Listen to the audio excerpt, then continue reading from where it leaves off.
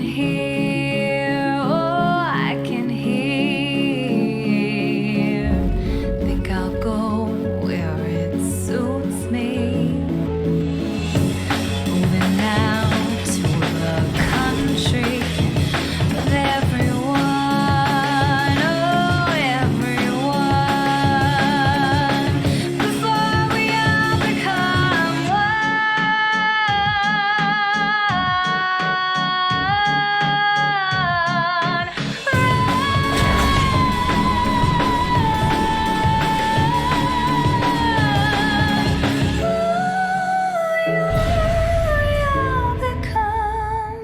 This short cutscene all but entails the entirety of the exposition in Supergiant Games' Transistor.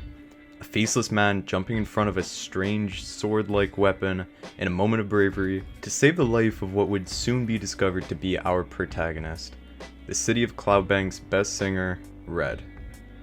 But this is not where the player's journey begins, it instead starts with what happened right after. Hey, Red. We're not gonna get away with this, are we?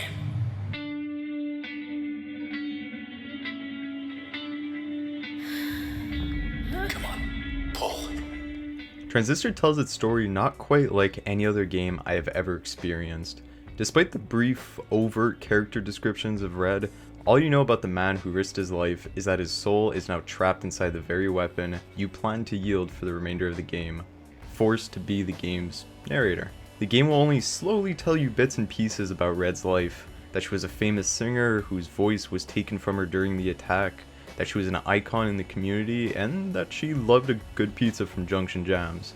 You have no idea what this weapon you're wielding is truly capable of, you have no clue why you were attacked, and you're left without any answers about what exactly the enemies named the Process really are. The plot in this game is instead woven into the world surrounding you with such subtlety that after multiple playthroughs of the game, you may still not even know exactly what it is you're doing. So let's try to break it all down before I start gushing over this work of art. As I mentioned, in this game you play as Red, a voiceless singer who is accompanied by a bodiless voice. It's pretty ironic, I know. The story takes place in the democratic utopia that is Cloudbank, a city where everything from the color of the sky to the construction and destruction of new buildings is voted on by the people. A once thriving city of luxury and culture is now in the hands of the Camerata, a presumably evil oligarchy of elites consisting of Asher and Grant Kendrell, Sybil Reese, and Royce Brackett, who were first shown having thrown the sword at you and your talkative companion. Although it is never really explained, the Camerata are the governing body that controls the ever-changing city of Cloudbank. As it states in the game's wiki, they monitor, create, repair, and maintain the metropolis using the Process, the enemies you now face, a force of powerful robotic entities of unknown origin. The group's main tool is the Transistor, a great sword-like device that has the ability to not only absorb information, but entire buildings and even human consciousness. The Camerata had a hard time keeping up with the constant thirst of new and exciting attractions for the citizens of Cloudbank, so they began regulating the city. They used the Transistor to absorb influential individuals in hope of creating constant, new, and interesting concepts for the city. All went well until they set their scope on the songstress, Red. You are then tasked with exploring the vast, dying city while slowly fending off waves of enemies with the ultimate goal of hunting down the members of the Camerata in order to seek revenge, as well as answers for how to undo the damage done by the Process. After slaying Sybil, you find out that Asher and Grant had chosen to take the coward's way out by taking their own lives. However, a proxy of Asher guides you to the final member of the Camerata, Royce. Once you find him, he orders you to save his life and instead return the Transistor to its cradle, where it can be used to regulate the Process, thus rebuilding the now destroyed Cloudbank from the ground up, or as he says, a blank canvas, and we have the brush. You decide to follow Royce's instructions and return the Transistor to its rightful place in the cradle where it could be used to control the Process. However, due to the proximity that you and Royce have to the Transistor when you put it back in, it sucks both of your souls into it in a similar fashion that it did your male companion who's been narrating this story.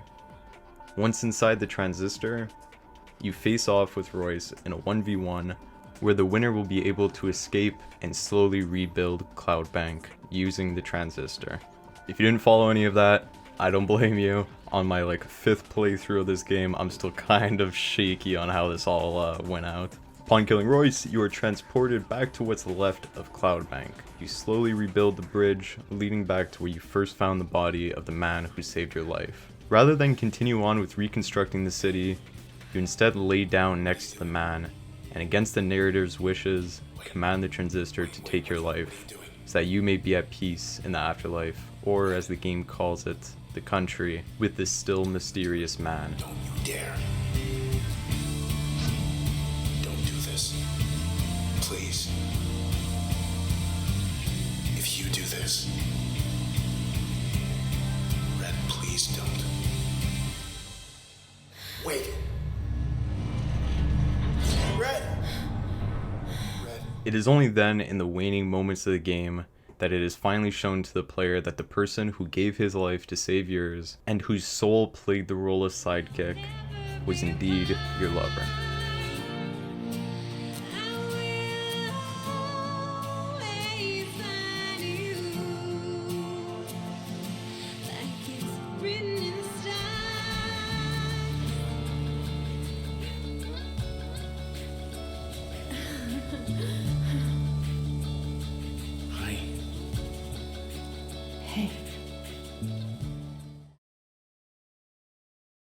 What makes the story so compelling, however, is the mode in which it is told.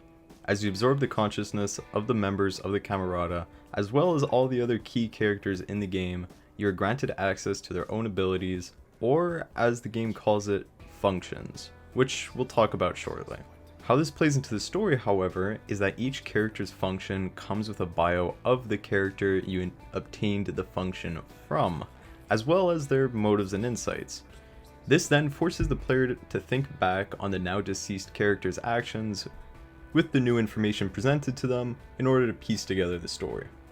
The comparison that's always made here to another game is the item descriptions in Dark Souls. So similar to how when you come across a boss in any of the Dark Souls games, it's usually pretty ambiguous as to why it is you're fighting them exactly. However, upon them dying and dropping their weapon, you could read the description and it gives you a better idea of why they were fighting you in the first place. It's this sort of backwards storytelling that's just really hard to follow on your first playthrough, but really rewarding on your second, third, fourth playthroughs. Alongside the ability descriptions, there are also various OVC terminals, which are little computer screens that work as essentially newspapers for the city, informing you of the various happenings in the plot. The game pushes the show don't tell form of exposition to the limit. No one holds your hand through the plot.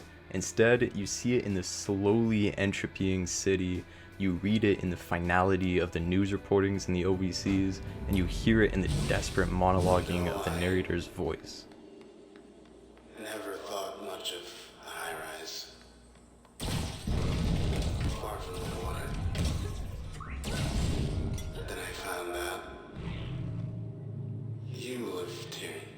Flaws in this form of storytelling are evident in your first run through, as I said, and the confusion of what is happening and why it's happening can be a hard wall to break through for some new players, and admittedly I felt this quite heavily upon my first completion of the game. I remember all that stuck with me was the beautiful soundtrack and the incredible aesthetic of the world.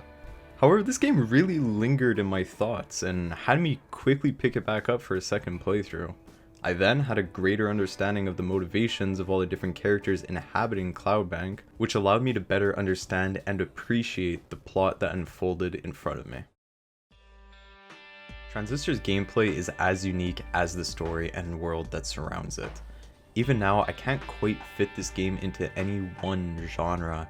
It's a semi-turn-based, top-down roguelike sort of thing that has you slowly discover new abilities similar to an RPG through leveling up and absorbing the consciousness of notable characters throughout the world.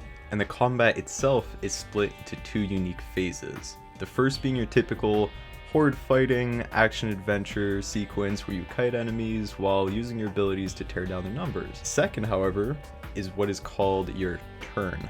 This is where you're able to freeze down time and methodically plan out your following moves in any which way you'd like. This is an extremely creative way to tackle kind of like the monotony of killing pretty similar enemies over and over again by giving you so many different ways to do it. The downside to using this ability, however, is while you are waiting for it to come back off cooldown, you cannot use any abilities, putting your character at risk, which forces the player into like this really cool risk assessment mode, which is just, it's really nice and it flows really well in the game. What I appreciate most about the mechanics of this game is how it allows the player to experiment with any number of playstyles.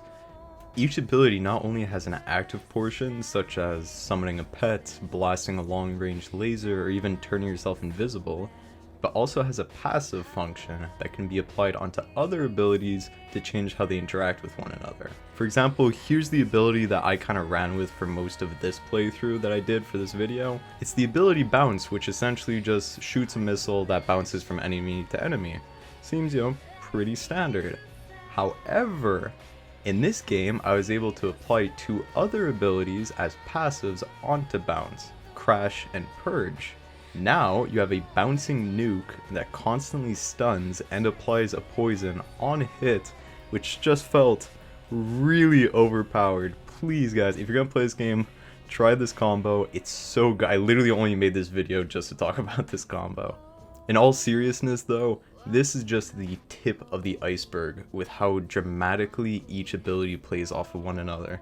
Each playthrough of this game can feel completely different from the previous, giving it that always refreshing roguelike characteristic that I've really grown to love. And the gameplay itself is never devoid of really intense moments. There's one really good high point in this game where it has you scaling a process-riddled skyscraper, weaving in and out of combat with hordes of relentless creatures that you juke these massive attacks from this enormous tendril, just to reach the top and face the spine, where you have to blast away through its impenetrable health bar while dodging lasers coming right at you, more tendrils falling from the sky, while you try not to get completely obliterated by these little black assholes, and then the game gives you a breather like this.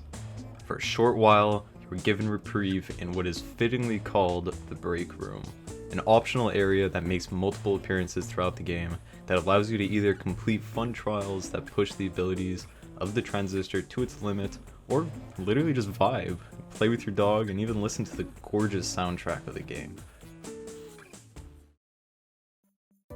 By this point in the video, you must have noticed a couple of things about Transistor. The game looks and sounds incredible. The world building done by Supergiant Games is equal parts a masterclass as the soundtrack composed by Darren Cobb. The incredible graphics of Cloudbank are not only extremely aesthetically pleasing, but also succeeded in building a world that aided in telling the oft-hidden story of the game through the posters that can be found of Red and the Camerata, the blank empty areas that have been wiped clean by the process, and the empty streets and buildings that should be populated by the many people of Cloudbank. As for the way the game sounds, while the voice acting makes each of the citizens feel real, the true gem of this entire game is Red's vocal performance done by Ashley Barrett.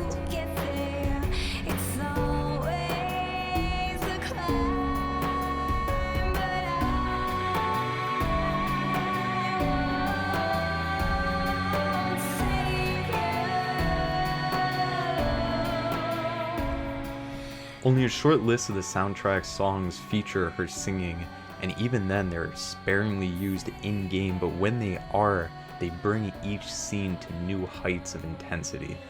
Few games have ever reached the level of brilliance that Transistor's soundtrack did, and I very much doubt many games ever will. I initially made this YouTube channel with the thought in mind that I would be giving light to some of these games that I feel kind of get swept under the rug, and Transistor is definitely one of them. I feel like, just based off of everything I've said so far in the video, this game at least deserves some of you to maybe try it out. This thing is, I know it sounds like I'm selling it, like I'm part of their marketing team, but I swear this is just such a special experience that really hasn't ever been duplicated in another game. And while we're all waiting for Cyberpunk 2077 to maybe get released and not delayed again, maybe, I highly recommend you try this game. It is a fantastic experience, and it offers infinite replayability, similar to like a Binding of Isaac experience. This game is fantastic. Please give it a try, and I hope to see you on the next video review. Thank you.